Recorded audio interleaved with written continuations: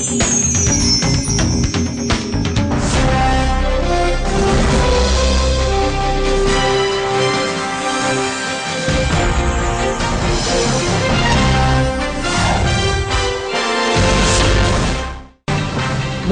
செய்திகள்.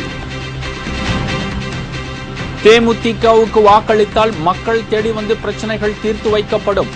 சேலத்தில் கேப்டன் விஜயகாந்த் பேச்சு.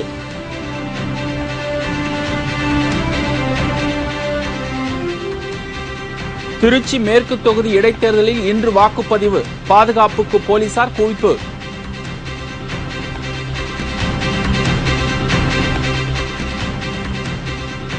மக்களின் அடிப்படை பிரச்சினைக்கு இலவசங்கள் தீர்வு அல்ல. திருமதி பிரேமலதா விஜயகாந்த் பிரச்சாரம்.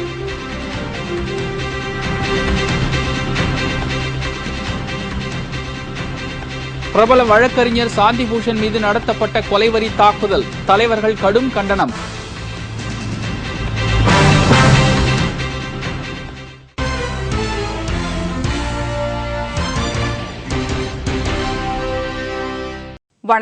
வணக்கம். விரிவான செய்திகள். மக்களின் அடிப்படை பிரச்சினைகளை தீர்த்து நல்லது செய்பவர்களை தேர்வு செய்வதுதான் உள்ளாட்சி தேர்தல் என்று கேப்டன் விஜயகாந்த் தெரிவித்துள்ளார். உள்ளாட்சி தேர்தலை முன்னிட்டு தமிழகம் முழுவதும் சூறாவளி சுற்றுப்பயணம் மேற்கொண்டு வரும் கேப்டன் விஜயகாந்திற்கு மக்கள் பலத்த ஆரவாரத்துடன் வரவேற்பு அளித்து வருகின்றனர். இதன்படி சேலம் மாநகரத்திற்கு உட்பட்ட பல பகுதிகளில் நேற்று தேமுதிக சார்பில் போட்டியிடும் வேட்பாளர்களுக்கு ஆதரவாக கேப்டன் விஜயகாந்த் பிரச்சாரம் மேற்கொண்டார். சேலம் 4 ரோடு பகுதிகளில் நேற்று மாலை தனது பிரச்சாரத்தை தொடங்கிய கேப்டன் சேலம் மேயர் பதவிக்கான தேமுதிக வேட்பாளர் இளங்கோவன் மற்றும் வார்டு உறுப்பினர்களுக்கு ஆதரவு அளிக்குமாறு மக்களை கேட்டுக் கொண்டார். உள்ளாட்சி என்பது மக்களுக்கான ஆட்சி என்றும் இதில்தான் மக்களே தங்கள் ஜீவாதார பிரச்சினைகளுக்கு தீர்வு காண முடியும் என்றும் கேப்டன் தெரிவித்தார். உள்ளாட்சிங்கிறது என்ன? மக்கள் தங்கள் ஜீவாதார உரிமைகளை தாங்களே நிறைவேற்றிக் கொள்வதுதான்.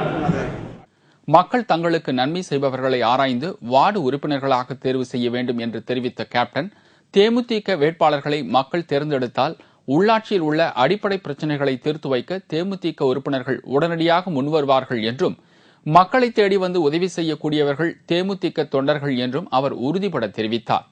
சேலம் வந்த கேப்டன் விஜயகாந்திற்கு ஏராளமான மக்களும் தொண்டர்களும் ஒன்று கூடி உற்சாக வரவேற்பு அளித்தனர்.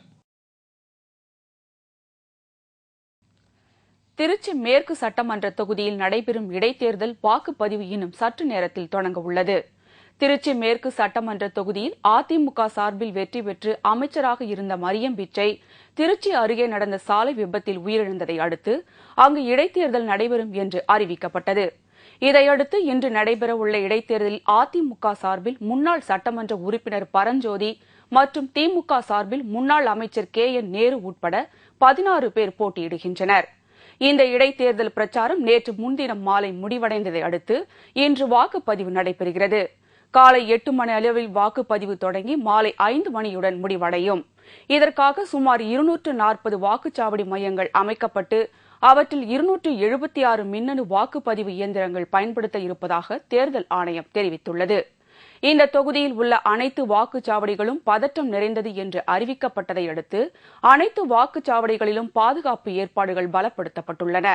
துணை ராணுவ படையினர் உட்பட சுமார் 3000 போலீசார் இந்த பாதுகாப்பு பணியில் ஈடுபட உள்ளனர். இந்த தொகுதியில் இடைத்தேர்தல் நடைபெறுவதையொட்டி திருச்சி மாநகராட்சிக்கு உட்பட்ட பகுதிகளில் இன்று அரசு விடுமுறை அறிவிக்கப்பட்டுள்ளது.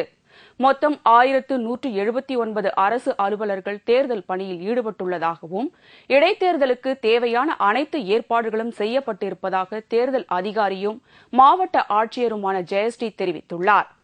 இந்த இடைத்தேர்தலில் பதிவான வாக்குகளின் எண்ணிக்கை வரும் 20ஆம் தேதி நடைபெறும் என்று தேர்தல் ஆணையம் தெரிவித்துள்ளது. பார்த்தீங்கன்னா நம்ம 18 ஜோன் ஃபார்ம் பண்ணியிருக்கோம். இந்த 18 ஜோனல் பார்ட்டிஸும் அந்தந்த வாக்குச்சாவடிகளுக்கு தேவையான அனைத்து உபகரணங்களையும் அந்த பொருட்கள் EVM எல்லாமே எடுத்துகிட்டு போயிட்டாங்க.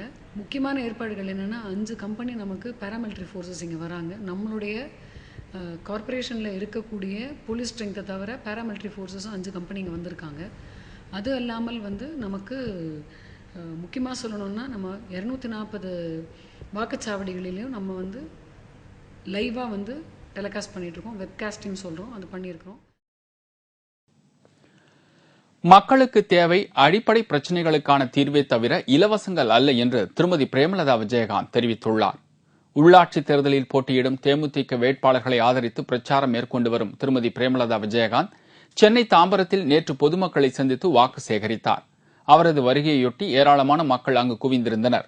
அப்போது பேசிய திருமதி பிரேமலதா விஜயகாந்த் 15 வருட திமுக ஆட்சி காலத்திலும் அதிமுக ஆட்சி புரிந்து வந்த காலத்திலும் பொதுமக்களுக்கு அடிப்படை தேவையான சாலை வசதி கூட செய்யப்படவில்லை என்று குற்றம் சாட்டினார்.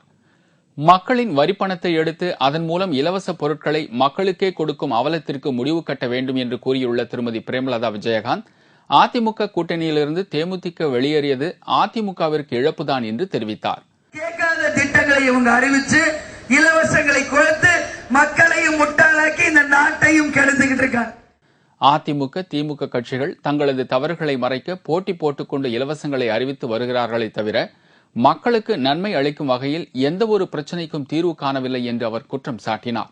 இரண்டு கட்சியும் போட்டி போட்டுக்கொண்டு இலவசங்களை தான் மக்களுக்கு அறிவிக்கிறாங்களே ஒழிய உறுதியாக மக்கள் பணி ஆட்சி இல்லை. ஊழல் இல்லாத உள்ளாட்சி நிர்வாகம் அமைவதற்கு தேமுதிகவின் முரசு சின்னத்தில் வாக்களிக்குமாறு பொதுமக்களை கேட்டுக்கொண்ட அவர், சீரான குடிநீர் விநியோகம், தடையற்ற மின்சாரம் வழங்க தேமுதிக மார்க்சிஸ்ட் கட்சி கூட்டணி வேட்பாளர்களுக்கு வாய்ப்பளிக்க வேண்டும் என்று கேட்டுக் கொண்டார். அண்ணா ஹசாரேவின் நெருங்கிய நண்பரும் பிரபல வழக்கறிஞருமான பிரசாந்த் பூஷன் உச்சநீதிமன்ற வளாகத்தில் வைத்து தாக்கப்பட்ட சம்பவத்திற்கு மத்திய உள்துறை அமைச்சர் சிதம்பரம் மற்றும் தலைவர்கள் கடும் கண்டனம் தெரிவித்துள்ளனர். பிரபல வழக்கறிஞரும் ஊழலுக்கு எதிராக போராடி வரும் அண்ணா ஹசாரேவின் குழுவில் முக்கிய பங்கு வகிப்பவருமான பிரபல வழக்கறிஞர் பிரசாந்த் பூஷன் உச்சநீதிமன்ற வளாகத்தில் வைத்து பகத்சிங் கிராந்தி சேனா என்ற அமைப்பைச் சேர்ந்த 3 இளைஞர்களால் கடுமையாக தாக்கப்பட்டார். அண்மையில் காஷ்மீர் தொடர்பாக சர்ச்சைக்குரிய சில கருத்துக்களை பிரசாந்த் பூஷன் தெரிவித்ததற்கு பதிலடியாக இந்த தாக்குதல் நடத்தப்பட்டதாக கூறப்படுகிறது. உச்சநீதிமன்ற வளாகத்தில் உள்ள தனது அறையில் தனியார் தொலைக்காட்சி செய்தியாளர்களுடன் பிரசாந்த் பூஷன் பேசிக் கொண்டிருந்தபோது அதிரடியாக புகுந்த 3 இளைஞர்கள் அவரை சரமாரியாக தாக்கியதைத் தொடர்ந்து அவர் படுகாயமடைந்தார்.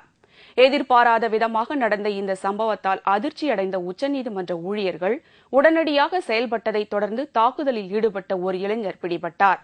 இதைத் தொடர்ந்து டெல்லியில் உள்ள ராம் மனோகர் லோகியா மருத்துவமனைக்கு அழைத்துச் செல்லப்பட்ட பிரசாந்த் பூஷன் அங்கு சிகிச்சைக்காக அனுமதிக்கப்பட்டுள்ளார். இந்த சம்பவத்திற்கு கண்டனம் தெரிவித்துள்ள அண்ணா ஹசாரே இளைஞர்கள் சட்டத்தை தங்கள் கையில் எடுத்துக்கொள்ளக் கூடாது என்று கூறியுள்ளார். மத்திய உள்துறை அமைச்சர் ப. சிதம்பரமும் அண்ணா ஹசாரே குழுவின் செயல்பாடுகளை தொடர்ந்து விமர்சித்து வரும் காங்கிரஸ் பொதுச் செயலாளர்களில் ஒருவரான திக் விஜய் சிங்கும் இந்த சம்பவத்திற்கு தங்களது கண்டனங்கள் தெரிவித்துள்ளனர். मैं प्रशांत भूषण जी पर जो हमला हुआ है उसकी घोर निंदा करता हूं और ये कोई न कोई फांसीवादी ताकतों का ये कृत्य है. जहां तक मेरी जानकारी है तेजेंद्र पाल सिंह बग्गा जो भारतीय जनता युवा मोर्चा का पदाधिकारी है उसके द्वारा ये काम किया गया है. திக் விஜய் சிங் காவல்துறையினர் வழக்கு பதிவு செய்து விசாரித்து வருகின்றனர். இதற்கிடையே பாதுகாப்பு ஏற்பாடுகள் நிறைந்ததாக கூறப்படும் நீதிமன்ற வளாகத்தில் மூத்த வழக்கறிஞர் ஒருவர் தாக்கப்பட்ட சம்பவம் நாட்டில் உள்ள உச்சநீதிமன்றங்களின் பாதுகாப்பை கேள்விக்குறியாக்கியிருப்பது குறிப்பிடத்தக்கது. சென்னை மாநகராட்சி தேர்தலை சுதந்திரமாகவும் பாதுகாப்பாகவும் நடத்த வேண்டும் என கோரி சென்னை மாநகராட்சிக்கு திமுக சார்பில் போட்டியிடும் 200 வேட்பாளர்களும் தனித்தனியாக உயர்நீதிமன்றத்தில் வழக்கு தொடர்ந்துள்ளனர்.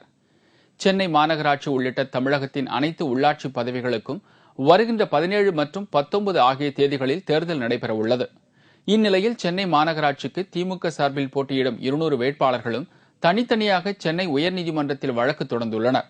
அந்த மனுவில் சென்னை மாநகராட்சி தேர்தலை சுதந்திரமாகவும் பாதுகாப்பாகவும் நடத்த வேண்டும் என்றும் அதிமுக வேட்பாளர்களின் பிரச்சாரம் பயமுறுத்தும் வகையில் உள்ளதாகவும் அவர்கள் தங்களது மனுவில் கூறியுள்ளனர். 200 பேரின் சார்பில் திமுக வழக்கறிஞர் பிரிவு செயலாளர் RS பாரதி உயர்நீதிமன்றத்தில் மனு தாக்கல் செய்தார். இந்த வழக்கு தலைமை நீதிபதி இக்பால் முன்பு இன்று விசாரணைக்கு வருகிறது. நிழல் உலக தாதா தாவூத் இப்ராஹிமின் கூட்டாளி லண்டனில் பிடிபட்டுள்ளதாக கூறப்படும் தகவல் உண்மைதான் என்று மத்திய அமைச்சர் SM கிருஷ்ணா தெரிவித்துள்ளார். கடந்த 1993ஆம் ஆண்டு மும்பையில் நடந்த தொடர் வெடிகுண்டு சம்பவத்திற்கு காரணமான நிழல் உலக தாதாவான தாவூத் இப்ராஹிம் போலீசாரால் தேடப்பட்டு வருகிறான்.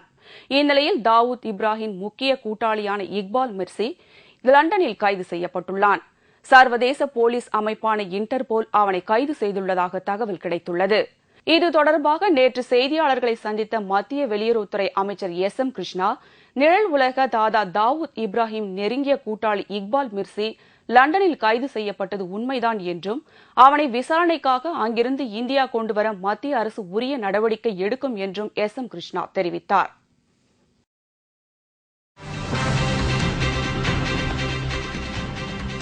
உரட் கம்பெனியிலிருந்து பரவிய விஷவாயு, மணலியில் மூச்சு திணறலால் மக்கள் அவதி.